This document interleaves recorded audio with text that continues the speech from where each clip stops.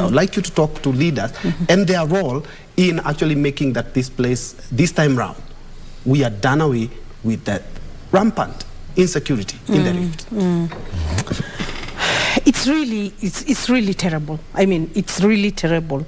And one will not imagine the Kenya of today, that we will still be having cattle rustling and banditry, you know. Particularly, it is even sad when it's said it's being encouraged by leaders. I would say leaders can help the community to outgrow some of these, if it's cultural practices or whatever it is, or whatever tradition it is, because sometimes when you see clips from those areas, they make it look like more like a tradition. I'm saying they can move away from it, because the Maasai community those days, historically, used to have cattle rustling. But we have since moved away from that. And I think encouraging the communities to go into education, because education really is a liberating factor. And I'm sure members of parliament using the CDF resources and all other, mobilizing all other resources within government can help the community to see a better future for their children, to get into the mainstream economy and get, just become the Kenya of today, or the Kenya expected of the 21st century.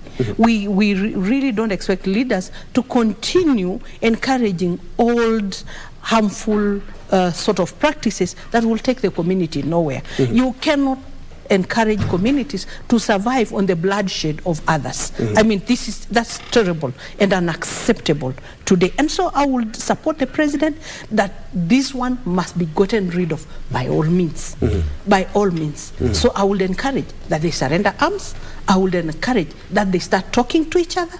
That I would encourage that they direct their communities or show the way. Because for those leaders who are in parliament today, your colleagues, really, they must have gone to school and they must have, they are comfortable in Nairobi, but they are encouraging people back at home to continue with cattle rustling. This one should not be accepted. But there's something that Natembeya mentioned about equipping the police force.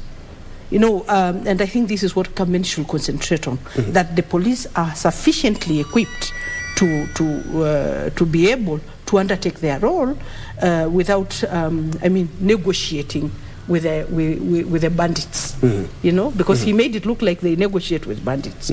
I think this is where now the government should equip the disciplined forces, both the police and the army, and we must remain at it until it's over.